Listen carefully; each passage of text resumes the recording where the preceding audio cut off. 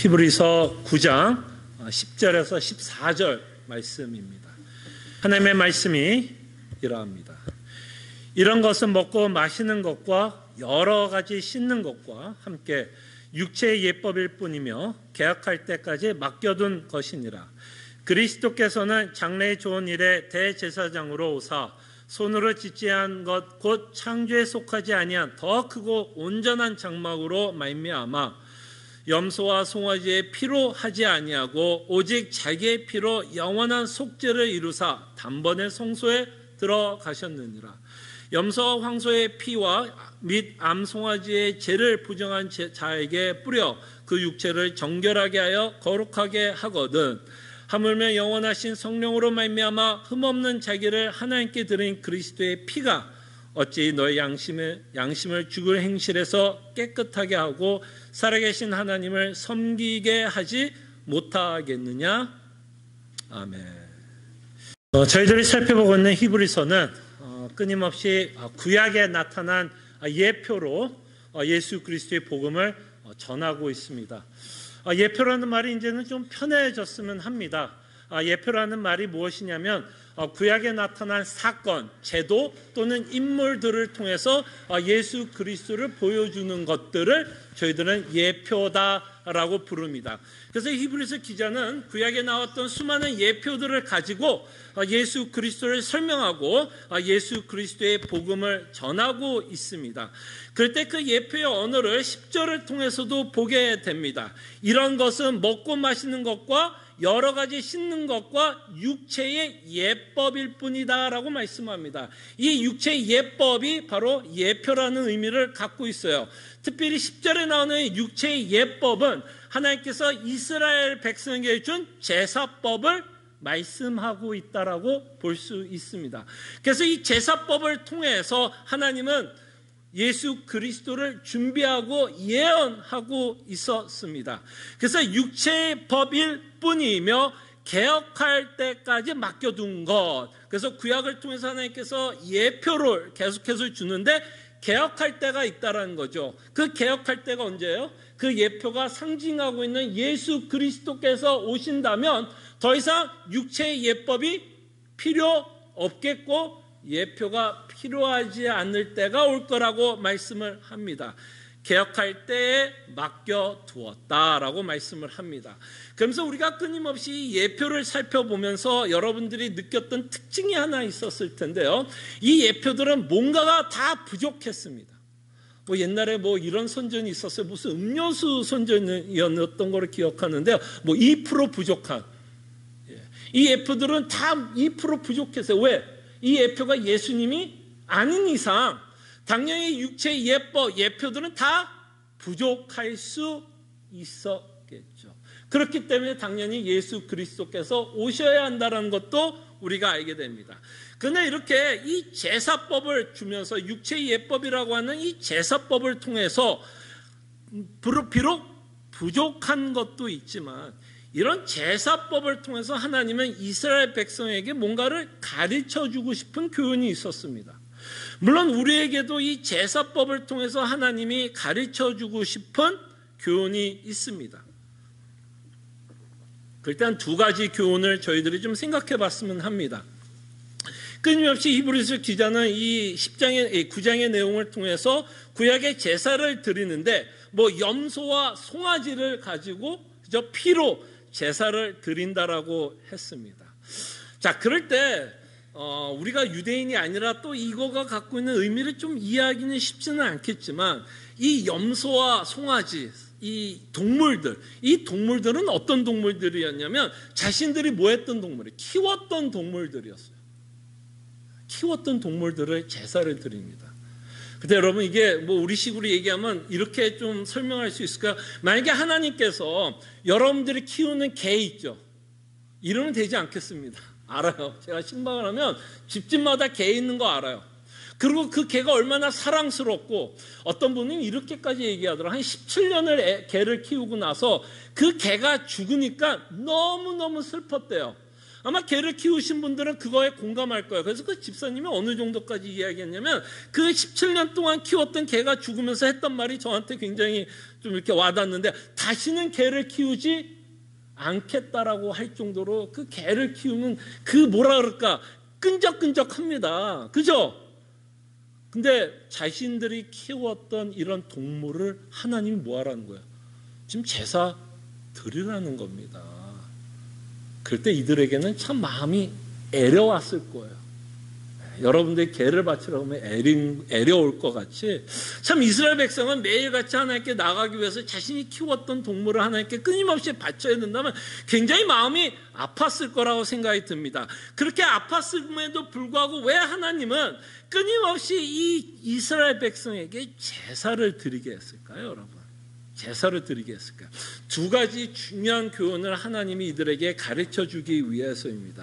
사실은 이 제사의 의미는 우리가 그토록 익숙한 구절에 대한 시청과 교육입니다. 여러분들, 사도는 죄에 대해서 이렇게 얘기합니다. 죄의 싹은 사망이라고 말씀을 하셨어요. 사실 하나님이 이스라엘 백성에게 제사를 드리라는 의미는 사실 사도 바울이 말했던 죄의 싹이 죽음이다라는 것을 이스라엘 백성에게 가르쳐 주기 위해서 하나님께서 주신 제도입니다. 하나님은 이렇게 자신들이 키웠던 동물들을 죽임으로써 하나님은 죄에 대해서 농담하지 않고 죄에 대해서 심각하며 죄의 싹은 반드시 죽어야 된다라는 어떤 대가에 대해서 가르칩니다. 하나님께서 아담에게 명령했던 거 기억나시죠? 선악을 알게 하는 열매를 먹을 경우 너희가 정녕 죽으리라고 했던 그 죽음의 공포를 이 제사 제도를 통해서 가르쳐주고 있는 거예요. 그래서 하나님은 이 이스라엘 백성이 제사를 드리면서 무엇을 깨닫기를 원하냐면, 죄의 싹은 사망이구나. 정말 하나님은 죄를 관과하지 않고 죄에 대해서는 반드시 심판을 하셔야 되는 분이구나 라는 것을 이스라엘 백성은 배우기를 원했고, 우리도 이 제사 제도를 배우면서 하나님이 죄를 얼마나 미워하고 싫어하는지를 보면서 사실은 우리는 하나님의 거룩한 속성도 배우게 됩니다. 다만 하나님이 제사를 드리는 걸 통해서 죄의 삭은 사망이라는 어마어마한 대가를 치러야 된다는 것도 가르쳐주고 있지만, 사실은 이 제사 제도를 통해서 우리에게 가르치고자 하는 건 하나님이 얼마나 거룩하고 얼마나 공의로우시며 또한 하나님이 죄를 얼마나 싫어하고 미워하고 있는지를 가르치고 싶은 겁니다.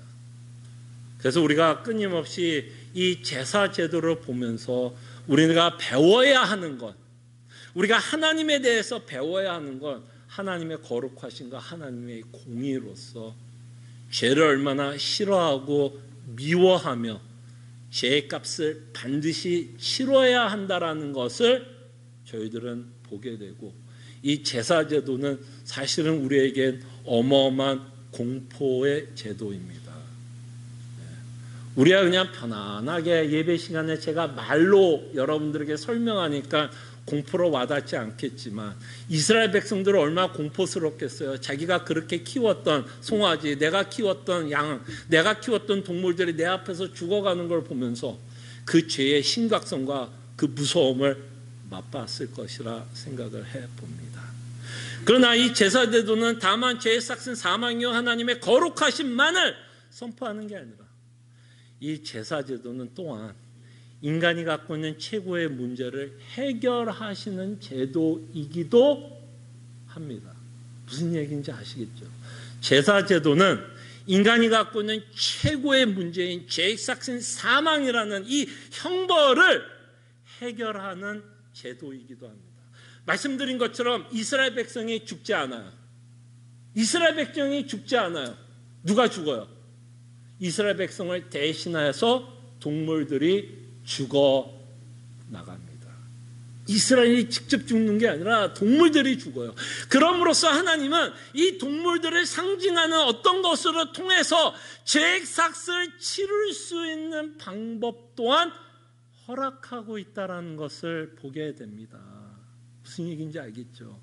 그럴 때 이 제사제도는 다시 한번 하나님의 거룩하심과 하나님의 의로우심도 보게 되지만, 사실은 하나님의 사랑과 긍휼과 인자하심도 저희들이 보게 됩니다. 그래서 우리는 간혹 이런 생각을 합니다. 하나님의 속성 가운데 하나님의 거룩, 하나님의 공의하심, 그 다음에 하나님의 사랑, 인자, 긍휼하심이 뭔가 섞일 수 없는 뭔가 물과 기름과 같은 관계일 거라고 생각을 하지만, 우리는 이 제사 제도를 통해서 이 거룩하심과 하나님의 사랑이 얼마나 조화를 이루고 계시는 하나님의 아름다운 속성도 보게 됩니다. 그래서 이 제사 제도를 통해서 우리는 그 십자가의 사건을 보게 되고, 그 십자가는 죄삭신 사망이라는 형벌도 받게 하지만, 그 예수 그리스도께서 나를 대신하여 십자가에 죽으시는 것을 통해서 하나님의 사랑과 인자와 긍휼하심을 우리한테 선포합니다. 그래서 우리는 이 제사 제도를 통해서 다시 한번 하나님께서 우리에게 베풀어 주신 사랑과 은혜를 바라보면서 저희들은 하나님께 영광과 찬송을 돌립니다. 그때 여러분, 우리가 정말 이 복음이 주는 위로와 기쁨을 맛보기 위해서는 사실은 우리는 죄의 공포감을 맛보셔야 돼요. 죄가 얼마나 무서운 것인가를 여러분과 제가 깨달아야 합니다. 이 세상에 살아가면서 어떤 사건과 어떤 상황보다도 이 죄의 문제가 가장 무서운 거고, 이 죄의 문제가 인간이 해결할 수 없는, 인간이 갖고 있는 최고의 문제라는 것이 깨달아지기 때문에 우리는 다시 한번 예수 그리스도께서 십자가에 죽으신 그 사건이 우리에게 놀랍게 다가옵니다. 그럴 때 여러분, 성경에 보면 어떤 자들이 주를 위해서 살았고 어떤 자들이 주를 위해서 순교하셨나요? 정말 주를 위해서 살았고 주를 위해서 순교한 자들은 그들의 상황이 조금 나아지고 그들의 환경이 너무 편해서, 아니요, 정말 자신이 죽을 수밖에 없는 죄인이라는 그 무서움을 깨닫고 다시 한번 그리스도로 말미암아 자신이 구원받았다라는 그 놀라운 그 구원의 감격 때문에 어떤 자는 감옥에서도 하나님을 찬송했고, 어떤 자들은 사자우리에 갇히면서 하나님을 찬양했고, 어떤 자들은 돌에 맞아서도 하나님을 찬양하고, 어떤 자들은 톱에 켜서 죽으면서도 하나님을 찬양합니다. 환경이 나아서, 상황이 나아서, 아니요, 자신의 죄의 심각성을 깨닫고 그리스도께서 베푸신 은혜로 말미암아 하나님께 영광을 돌리고 있는 내용은 저희들이 성경을 통해서 참 많이 보게 됩니다. 자, 그럴 때 우리가 다시 한번 좀 생각하고 고민하고 싶은 건 이것입니다. 우리가 분명히 하나님을 사랑한다라고 고백을 합니다. 아마 우리 가운데 하나님을 미워한다라고 대놓고 얘기하신 분들도 없을 거고, 나는 하나님을 사랑하고 경외한다라고 다들 고백을 할 것이라 생각을 합니다. 근데 우리가 하나님을 사랑한다라는 고백보다 더 중요한 내용이 있어요. 여러분들이 하나님을 사랑한다라는 고백보다 더 중요한 게 있어요. 무엇이 더 중요하냐면 하나님을 왜 사랑하는지에 대한 그 답이 더 중요합니다. 인간은요, 자신에게 잘해주는 사람은 다 좋아하게 되어 있어요. 그렇지 않아요? 인간은 다 자기에게 잘해주는 사람, 내가 부탁을 하면 내 부탁을 들어주는 사람을 다 좋아하게 됩니다. 그럴 때 이 인간이 갖고 있는 본성은 하나님을 믿을 때에도 좀 적용이 될 때가 있는 것 같아요. 우리가 하나님을 사랑할 때에 왜 사랑해요? 때로는 하나님이 내가 원하는 것을 주고 있기 때문에, 내 기도의 응답을 다 하고 계시기 때문에 우리가 하나님을 사랑하고 있다면, 사실은 어떤 종교에서도 우리가 다 찾아볼 수 있는 내용이 아닐까 생각을 해봅니다. 그때 요한복음 오늘 여러분들과 함께 읽었던 참회의 기도에서 예수님은 참 무서운 말을 합니다. 제가 읽어드릴게요. 예수께서 대답하여 이르시되 내가 진실로 진실로 너에게 이르노니 너희가 나를 찾는 것은 너희가 나를 사랑하는 이유는, 너희가 나를 예배하는 이유는, 너희가 나를 경외하는 이유는 표적을 본 것 아니요. 이 표적이란 말은 이 기적들을 통해서 나타난 복음으로 인해서 나를 믿고 나를 사랑하는 게 아니라 예수님이 뭐라 그래요? 떡을 먹고 배부른 까닭이니라. 하나님을 믿고 예수님이 이들이 따랐던 이유가 뭐예요? 결국 그들이 원했던 것이 만족되기 때문에. 무서운 얘기 아니세요, 여러분? 정말 우리의 신앙을 점검했으면 합니다. 정말 여러분들이 하나님을 사랑한다라면 왜 사랑하십니까? 그저 이 하나님이 여러분들의, 죄송한 표현입니다, 산신령이에요. 그냥 내가 원하는 거 그냥 다 들어주신 좋은 그냥 신이에요.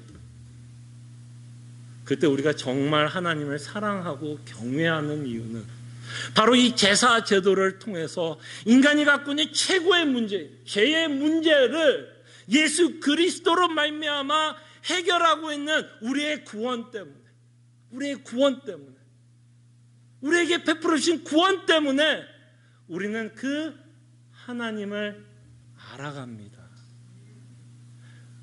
우리에게 베풀어 주신 구원 때문에 우리는 하나님의 거룩하심도 알게 되죠. 하나님이 얼마나 의로우신 줄 알게 됩니다. 그리고 하나님이 얼마나 사랑이시고 하나님이 은혜로우시며 하나님이 얼마나 인자하신 그 하나님을 알게 됩니다.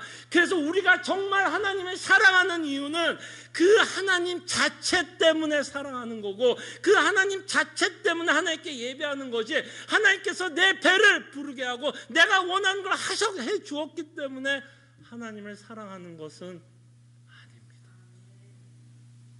그래서 이 제사 제도를 통해서 다시 한번 정말 우리가 믿고 있는 하나님에 대해서, 우리가 믿고 있는 예수 그리스도의 복음에 관해서 우리는 좀 스스로 좀 점검했으면 합니다.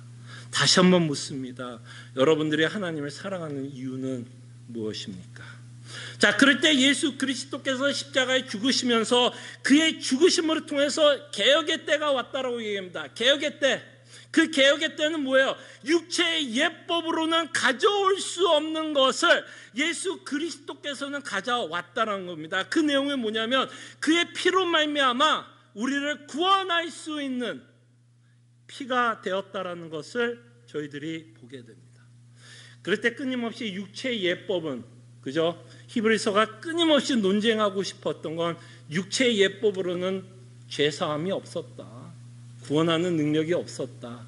그러나 예수 그리스도께서 십자가에 죽으시고 그 피를 흘림으로 말미암아 우리를 구원할 수 있는 어마어마한 능력을 갖고 계시다라고 말씀을 합니다. 그래서 우리는 참 이 단어를 좋아해요. 예수 그리스도의 피. 여러분 찬송가를 한번 여러분 집에 가서 한번 찾아보세요.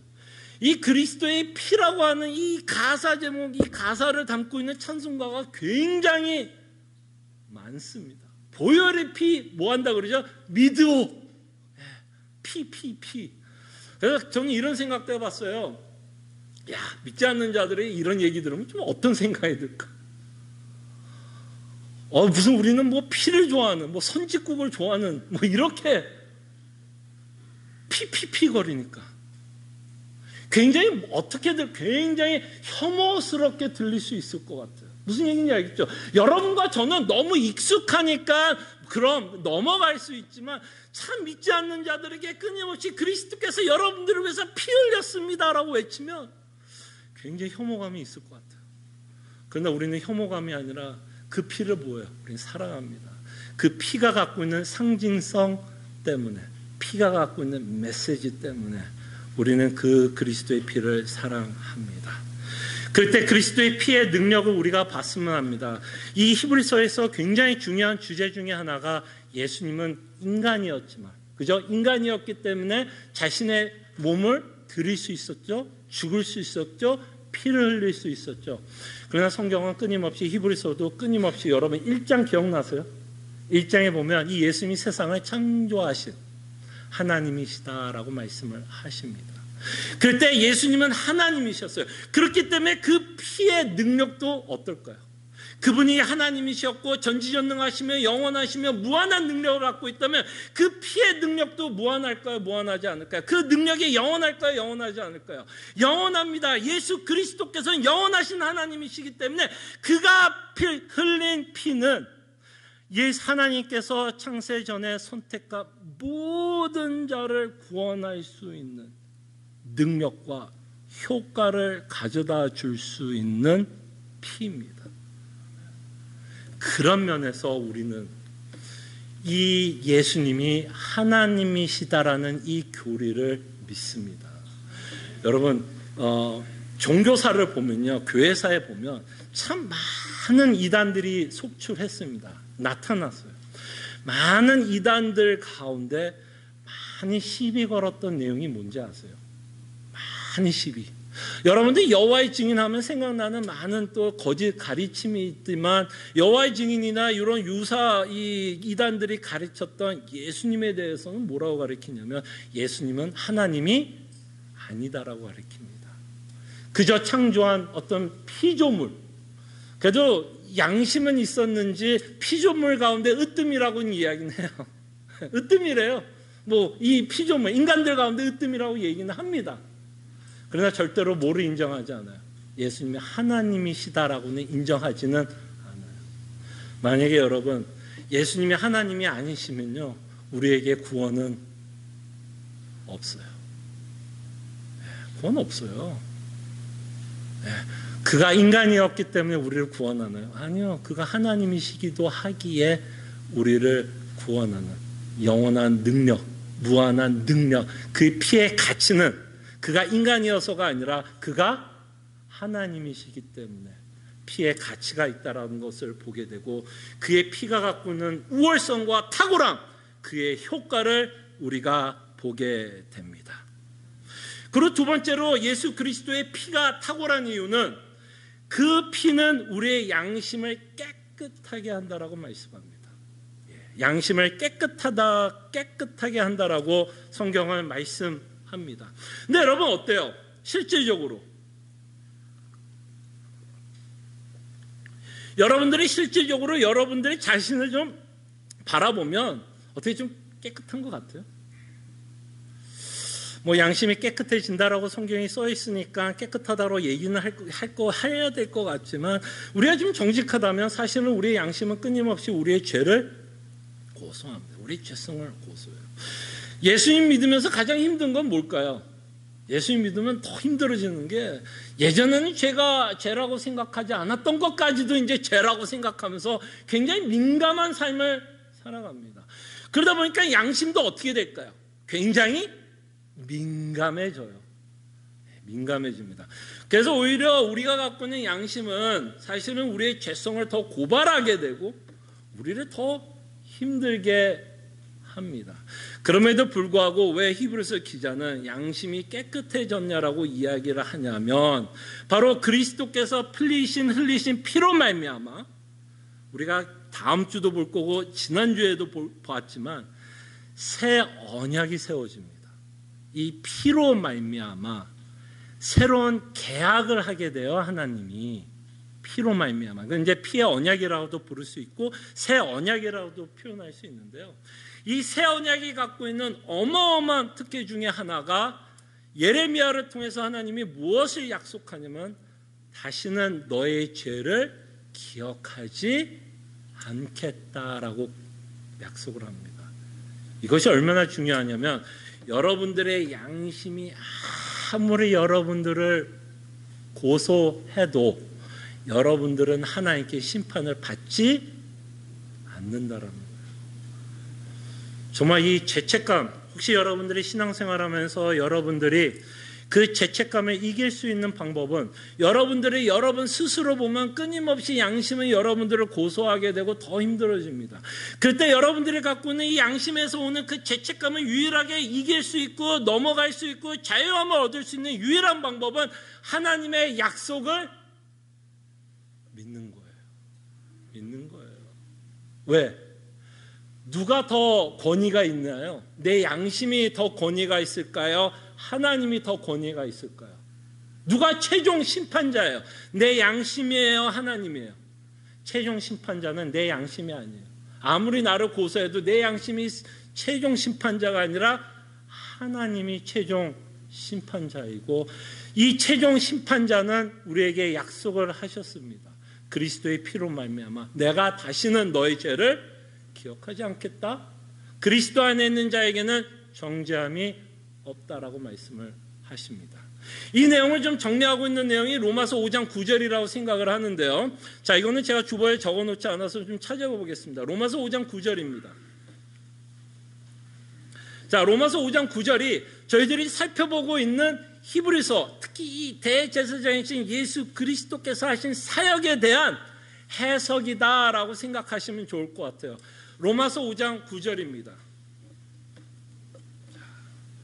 하나님의 말씀이 이러합니다. 그러면 이제 우리가 그의 피로 말미암아, 그는 예수 그리스도의 피죠.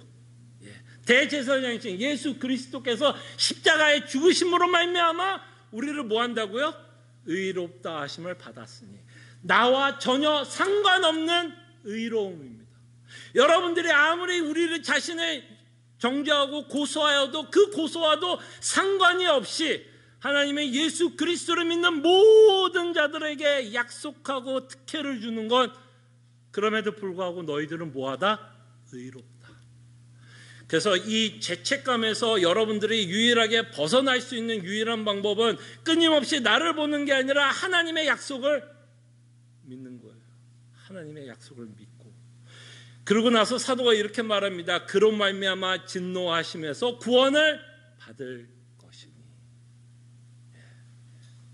그래서 그리스도의 피의 효과는 그 구약의 육체의 예법이 하지 못했던 우리를 의롭게 하고 실질적인 하나님의 진노하심에서 구원하고 있다라는 것을 저희들이 보게 됩니다. 그래서 그는 의로우신 하나님이십니다. 그리고 마지막으로 우리가 이 구절을 통해서 생각해 볼 수 있는 건, 예수님이 히브리서 기자가 좀 상징적인 말로 이렇게 표현합니다. 육체로 만든 이 세상 창조 안에 있었던 지성소가 있었고요, 그 다음에 또 다른 지성소가 하나 있었다라고 말합니다. 저는 이거를 하늘의 지성소라고 말씀을 드릴게요. 그래서 이 지상에 있었던 지성소, 하나님이 모세를 통해서 인간을 통해서 만들었던 지성소의 특징은 대제사장만, 그죠? 특정 인물 한 사람만이 들어갈 수 있었고요, 아무 때나 이 지성소로 들어갈 수 없었습니다. 이 말을 통해서 제가 여러분들에게 말씀드리고 싶은 건, 하나님께로 나가는 길은 막혀 있었다. 그리고 이 하나님께 함부로 나갔다가는 죽게 됩니다. 기억나시죠? 이거 지난주에 했던 말 똑같이 하고 있는 얘기예요. 이거 처음 듣는 표정으로 저를 보면 안 돼요. 막혀 있었는데, 예수 그리스도께서는 어디에 이 제사를 드렸냐면 하늘에 있는 지성소에 제사를 드렸다라고 히브리서 기자가 말씀합니다. 이 하늘의 지성소를 드렸다라는 이 말이 어디를 통해서 우리가 알 수 있냐면, 예수 그리스도의 생애를 생각하면 가장 중요했던 생애들을 몇 가지를 좀 나눠서 생각해 볼 수 있습니다. 하나는 뭐예요? 33년의 공생애, 그죠? 33년의 공생애. 그 다음에 중요했던 사건은 그의 죽으심, 십자가의 사건. 그 다음에 중요했던 사건은 부활. 그 다음에 가장 또 중요했던 사건은 예수님의 승천하심. 그 승천하심을 통해서 히브리서 기자는 이렇게 말하는 거예요. 승천하심이 무엇을 뜻하냐면, 그 닫혔던 지성소, 닫혔던 하늘 지성소가 그리스도의 피로 말미암아 활짝 열렸다라는 거예요. 마치 이렇게 얘기할까요? 이 예수 그리스도의 피가 하늘에 닫혔던 지성소를 여는 열쇠가 되었다. 근데 그 지성소를 하나님 예수님이 왜 열까요? 누구를 위해서? 자신을 위해서요? 아니죠. 누구를 위해서? 예수 그리스도를 믿는 모든 하나님의 백성과 자녀를 위해서 그 하늘의 지성소를 열어주셨습니다. 그래서 여러분들은 이 땅에 살고 있지만 하늘의 지성소에 속한 사람들이고요, 하늘의 지성소를 바라보면서 사는 자들이고요. 이 말을 사도 바울은 이렇게도 표현합니다. 하늘의 시민권을 갖고 살아가는 자이다라고 말씀을 합니다.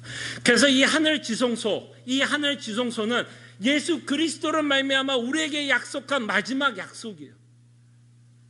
예수님이 첫 열매로 하늘 지성소에 들어갔고 우리는 그와 함께 이제 뭐 할 거야? 이제 훗날 함께 이 하늘 지성소에 들어가서 영원한 안식을 맛보며 살아갈 것을 말씀하십니다. 그렇기 때문에 예수 그리스도의 피는 구약의 어떤 예법들보다, 육체의 예법보다 더 탁월하다라는 것을 말씀하십니다.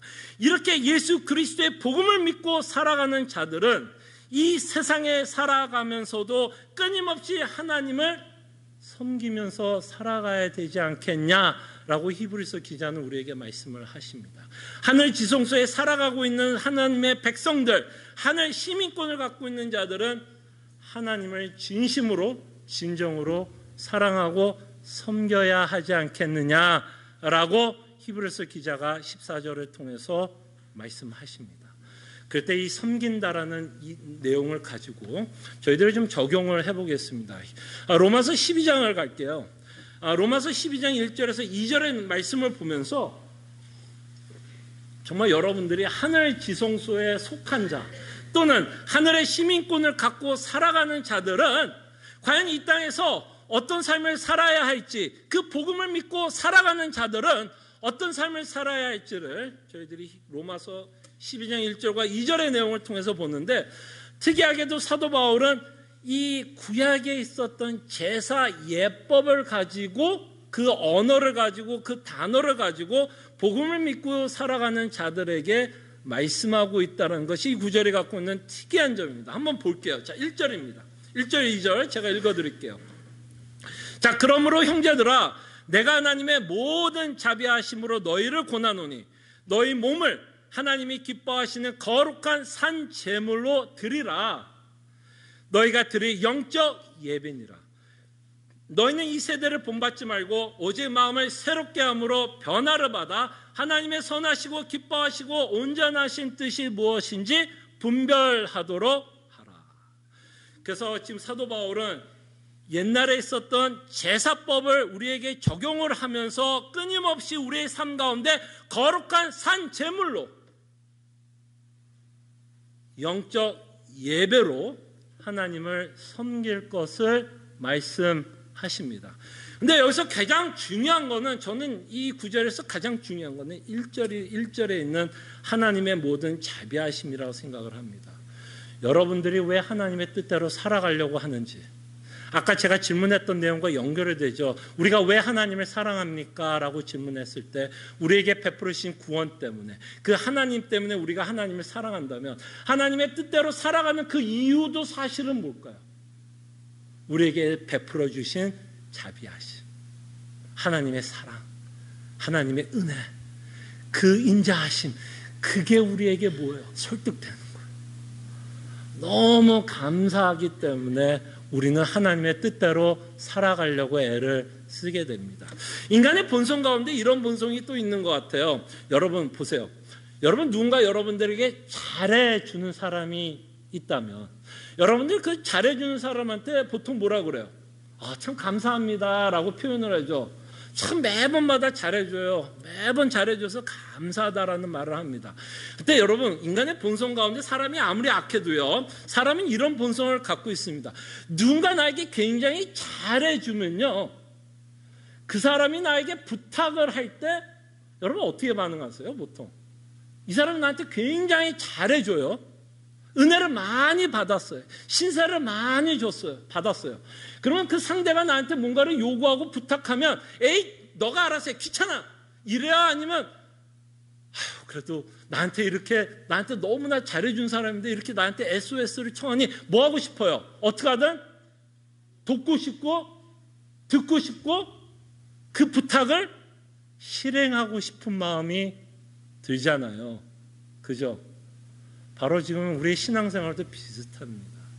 왜 사도가 모든 자비하심으로 말씀하고 있냐면 이렇게 말한 거죠. 우리가 하나님의 사랑을 받았기 때문에.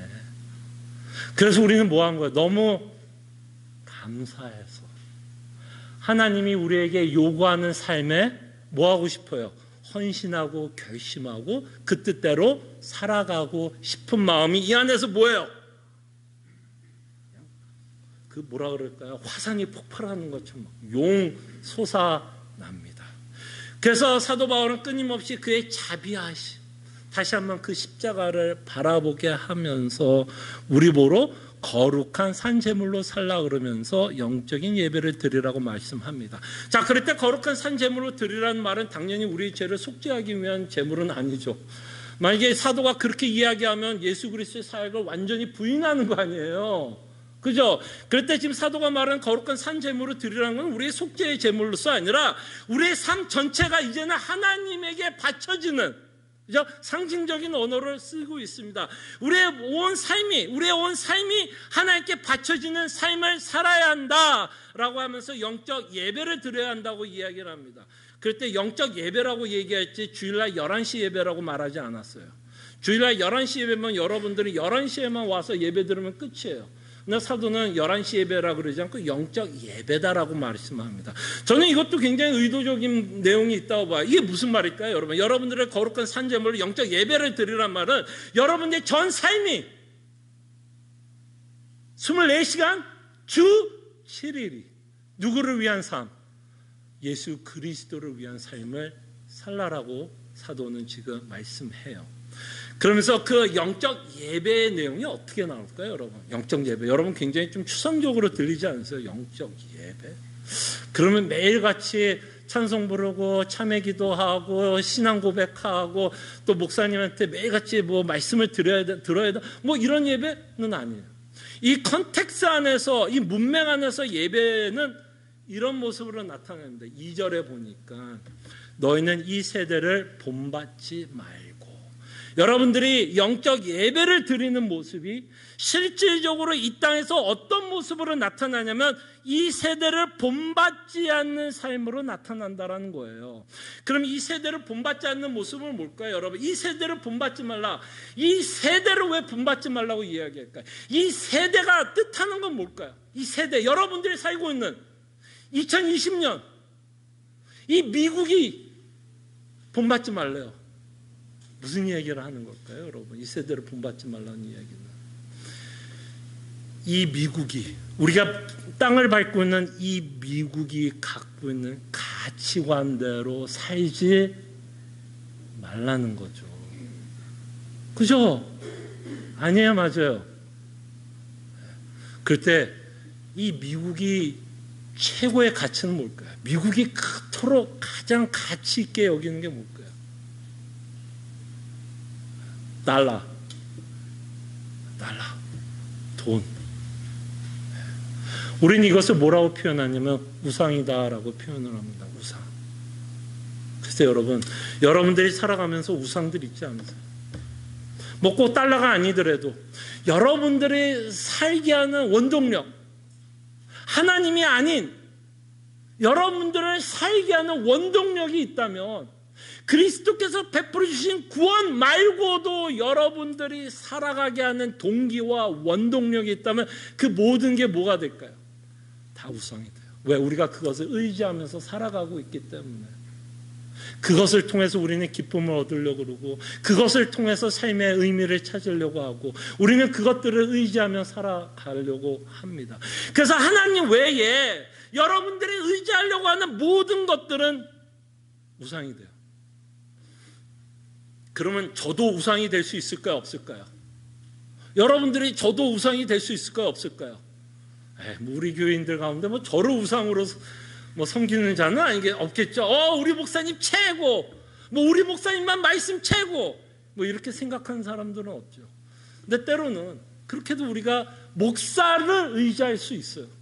물론 목사가 여러분들의 신앙을 위해서 도움을 주고 합니다만 여러분들이 저를 의지하는 거 아니잖아요. 제가 다만 여러분들에게 그나마 최선을 다해서 신실하게 말씀을 전하니까 듣는 거지 저를 의지하는 거 아니잖아요. 제 기도빨이 셀까요? 그냥 여러분 제가 이걸로 그냥 기도하면 여러분 문제가 다 해결될까요? 그러면요 저부터 기도해요. 저를 위해서부터. 여러분부터 기도하는 게 아니라 저를 위해서 먼저 기도합니다. 참 목사도 우상이 될 수 있어요. 남편도 우상이 될 수 있을까요? 없을까요? 남편 없으면 나 아무것도 못해. 우리 교인들 가운데는 없을 것 같아요. 워낙 여장부들이 있으니까 남편 없으면 씩씩하지. 오히려 남편들이 부인 없으면 나 큰일 나라, 큰일 나라고 이야기하는 분들은 있을지 몰라도 아마 부인들은 씩씩하게 잘 살 거예요. 근데 그것도 우리 우상이 될 수 있어요. 여러분 남편이 먹여 살려요? 하나님이 먹여 살려요? 답은 또 하나님이라고 얘기해야죠. 그죠? 그렇지만 속으로는 얼마나 디펜던해요. 남편 잘 돼야 되는데, 남편 건강해야 되는데, 부인 건강해야 되는데. 정말 우리가 알게 모르게 얼마나 많은 우상들을 섬기고 하나님 외에 다른 것들을 의지하면서 우리가 살아가는지 몰라요. 하나님이 새 언약을 맞으면서 하나님이 첫 언약 맺을 때 기억나죠? 하나님 뭐가 돼요? 남편이 되고 부인, 이스라엘이 부인이 된다라고 하죠. 그 관계를 유지하고 싶어요. 하나님은요, 여러분들이 하나님만으로 즐거워하고 기뻐하고 소망을 갖기를 원하지, 다른 것들에 의해서 소망을 갖기를 원하지 않아요. 그래서 하늘의 지성소에 속한 자들, 하늘의 시민권을 갖고 있는 자들은 사실은 이 땅에 살아가면서 실질적으로 어떤 모습으로 나타나면 전쟁으로 나타나요. 싸움으로 나타나요. 왜? 우리가 끊임없이 하나님이 아닌 다른 것에 만족하고 싶은 마음이 있고 의지하고 싶은 마음이 있기 때문에 그 마음과 우리는 끊임없이 싸웁니다. 그래서 이 세대에 살아가고 있는 우리, 하늘의 시민권을 갖고 하늘의 지성소에 사는 자들은요, 이 땅이 불편하셔야 돼요. 무슨 얘기인지 불편해야 돼요. 여러분 부부싸움을 하는 많은 이유 가운데 왜 부부싸움이에요? 서로의 생각이 다르니까 부부싸움 하는 거 아니에요? 나는 A라고 생각하는데 남편은 B라고 생각해요.